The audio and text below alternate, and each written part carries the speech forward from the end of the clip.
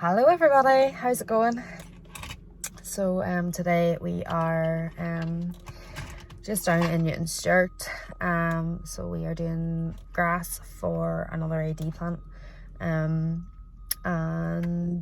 yeah, I've just done with the guys in the pit there, so they are busy. There's 2 harvesters here, so there's about 300 acres knocked down, so they're hoping they'll have that and no bother, just between the 2 of them, probably by tea time. Yeah, so coming into this time of year, things generally do get very, very busy. You go from just having grass and slurry to worry about to having whole crop and the winter crops are starting to come ready. So the phones are ringing an awful lot. They ring a lot anyway, but they're ringing an awful lot more now. So whenever you've bad weather thrown into the mix, it doesn't make anything any easier. So you'll be hearing a lot of beeping going on. You can just about see them there. Yeah, so the 2 435s are out in the pit there today. So in terms of our shovels, we are currently running 2 JCB 435s. Both of those are 435S's and one of those is a red S. So the red S one is the newest one, obviously, that is supposed to have a wee bit more power. We are really happy with the JCBs. So I'm sure you can probably appreciate whenever you're running, 3 harvesters, definitely 2 harvesters every day, you do need something fairly robust on the pit. And I mean, whenever I first started coming around here, there was 416s, which quickly evolved into 435s, and to be honest, they need every bit of them. They're probably the only machine that we have had any dealings with that is in use on the pit. So yeah, we've been running JCBs now for quite a period of time. The 435s are they're definitely what we feel is a good all-around machine, definitely, especially for like the pit work. But then obviously we're using one of the 435s as well that is feeding the AD plant every day. And then yeah, there just seems to be always just continual work for our shovels, so we are quite lucky in that respect. So the current JCB agriculture dealer for JCB in Northern Ireland is our Kennedy and Son in Ballymena. So your backup is the most important thing whenever you're going to buy any machine. So Kennedy's, we have a really good relationship with the sales team in Kennedy's, and also the mechanics as well. So they're bang on the money whenever it comes to backup, and they understand that we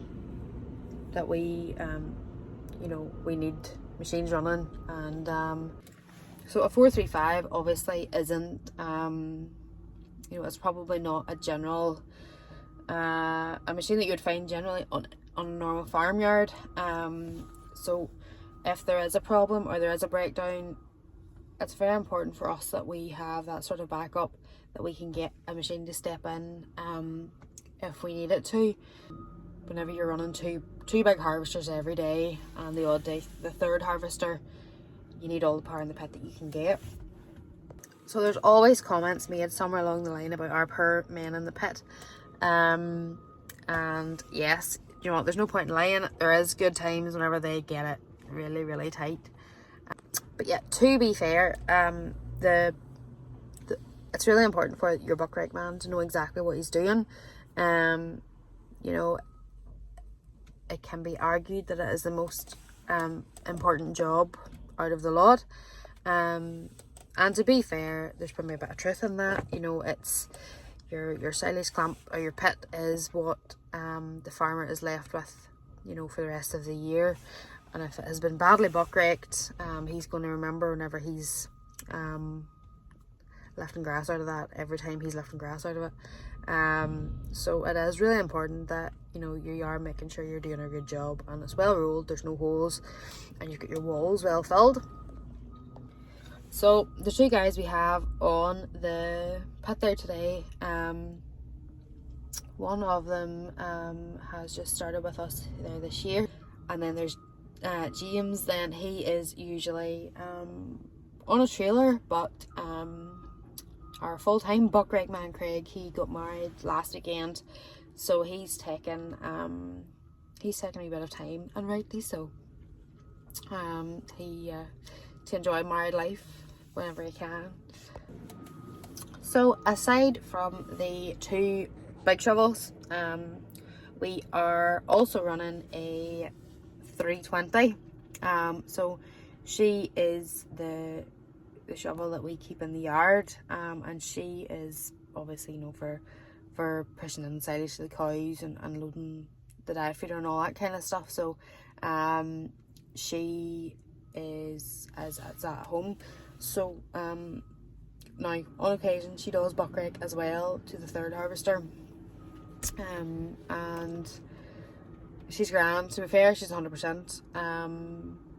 They have just changed her, so the order went in for a brand new 320 there just a few months ago, so we're not too sure when she's going to be coming, but hopefully, you know, we just don't know at this stage in the game. The lead times are just so long for machinery. So but yeah, so we've gone for a new 320S.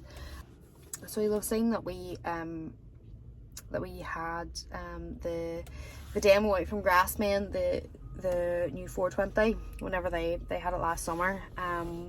We absolutely loved it. It was, you know, brilliant shovel. You know, and the guy who was driving on the pit, he loved it too. So much so that, you know, they really were strongly considering upgrading to a 420 for the purpose of buckraking. However, around the yard, she's potentially just still a wee bit too big. So the 420, the new 420 that Grassman had out in demo, she obviously came, she was in the big tires, she was in the 710s. She looked unreal, she looked deadly, but for us as a dairy farm, you know, we still need something that is fairly versatile and can go into, you can go into the cubicle house or whatever if we have a cow down, or if, you know, it has to still work for that respect as well, because that, you know, that's the job it's doing 24/7, 7 days a week. So yeah, they've decided to just go for the 320. So so you'll see as well that we are working with Red Rock buckrakes. So at the minute there's one of the buckrakes is a 16-foot Red Rock, and then we have a 14-foot Red Rock as well. So the 16-foot is she caused me a bit of commotion whenever it came. But yeah, look, basically per Red Rock, Paul and Frank, I think they just scratch their heads whenever they see any of our boys' names flashing up on their phones, because they know that whatever they're ringing them for is it's going to be probably a challenge. But yeah, look, listen, our relationship with Red Rock is fantastic. You know, you will see there's so many Red Rock. There's Red Rock trailers, there's Red Rock tankers, there's the buckrakes. You know, we get on very, very well. Obviously the shear grab and everything as well, actually over at the AD plant is Red Rock. That was another one that was just basically. So yeah, I think whenever Red Rock gets a phone call from us, they basically just, their design specification book that they have, I think they just throw it out the window, because they know that no matter what they think should be done, it probably just isn't going to be, it's not going to work for us because we need it to be bigger, better, harder, faster, stronger. But it's okay. They know that about us by now. But yeah, listen, they're brilliant. And yeah, the buckrakes are flying. I mean, the 16 foot there, she's in her fourth or fifth season there. The red, or the 14 foot came the year after. So, yeah, they're great. You know, they're strong, they're robust, they're sticking us rightly, so they must be good. So that's the story. This week, I swear I did get out of my car. You just wouldn't be able to hear me with all the beeping and the tractors coming in. So there is tractors flying here, there, and everywhere in this yard. So if I was standing out there, you wouldn't be able to hear a word that I was saying. But it's crazy to think we're halfway through July already. This year's just disappearing. But you know, thankfully this week we've been able to get a really good run done at Second Cut. So on Monday we lifted just over 500 acres for Derrida Farm. Tuesday afternoon we were back out again, lifted another 230 or something, and then today we're in Newton Sturt, and there's 300 odd acres going in here today. So yeah, it's good to get a good chance and sort of be able to take your time at it, because obviously first cut was just mad, to be fair. You actually see it, you know, in all the boys' faces, and even the men there as well, you know, it's working to us. There's a bit of enjoyment coming back in it now in Second Cut. First cut, there was nothing to be enjoyed about it at all. It was just every day was just a struggle, you know, between just panicking, late nights, long hours, you know. It's sore on everybody, you know, but and it's sore on the machines, but you know, we're just at the weather's mercy the whole time, and it's hard. It is really hard, and probably I don't actually think that anybody else outside of the world of farming just understands how difficult it can be. So July is one of them months for us where we find ourselves kind of in limbo for the first part, and then all of a sudden it just goes absolutely mental. So we're sitting here now, it's the middle of July. We have, obviously we're at the Second Cut grass. So on Monday morning, the guys left the yard. They all had trailers on behind them, and they had a tanker on behind their trailers, because a wet start meant then that they couldn't get lifting grass. So they took the tankers down and the trailers down. So they got at the slurry in the morning and the grass in the afternoon. We have we're still flat out with fertilizer. We're still flat out with spraying. There's the two combines are sitting in the yard. One of them is going here now at 3 o'clock to start. So July is just one of those mad months where you literally could just find them doing absolutely anything. And it's always one of those months where you just always kind of think, how are we doing this already? But yeah, it's crazy just how fast this year is going in. But it's brilliant to see that that there is a wee bit of pleasure, you know, coming back in it. You know, first cut was just a really rough struggle. You know, physically, mentally, you know, for the machines, just everything. It was just really hard. But no, we're glad to see it coming back again, and long may it last. So that is us. That is the shovels and the buck rake. So the next time you see me, we'll do the trailers, because I know that some eagle-eyed followers have spied a new brand in the mix this year for our trailers. So we will get a wee chat about them, and I'm actually going to see if I can get one of the boys cornered to see if they will talk to us as well. I'm not promising anything, by the way. It depends what sort of mood they're in and how much they want to cooperate. So I'm gonna have to work on that. But yeah, I'm also going on holidays next week, so I don't know when you're going to get the next video, but you never know where I'm going to end up on my holidays. So we will see. But listen, have a good week, and we will see you very, very soon.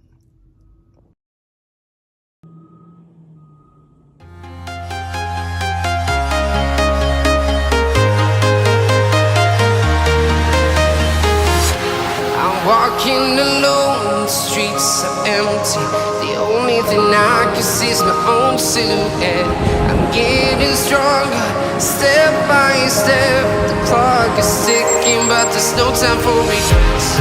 I've been flying from town to town, from London to Taiwan.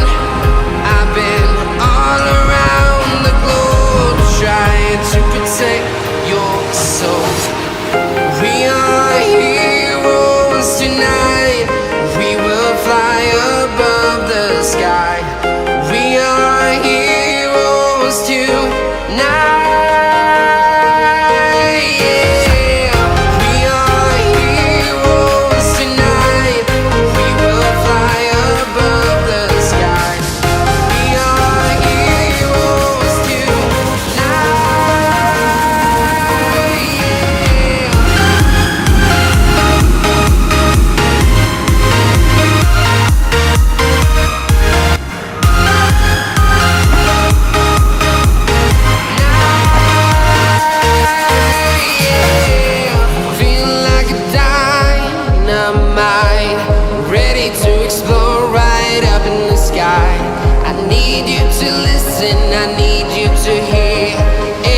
Show any fear. I've been flying from town to town, from London to Taiwan. I've been all around the globe, trying to protect your soul. We are heroes tonight. We will fly above the sky. We are heroes tonight.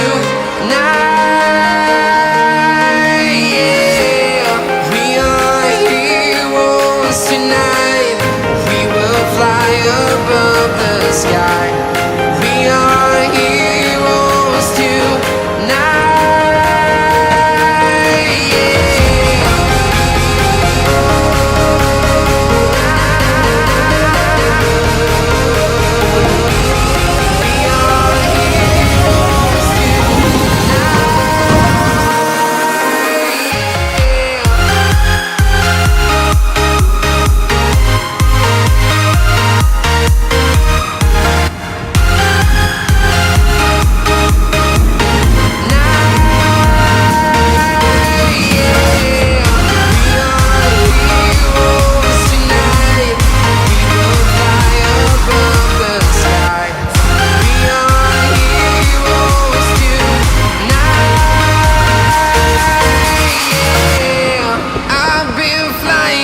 Town to town, from London to Taiwan. I've been all around the globe, trying to protect your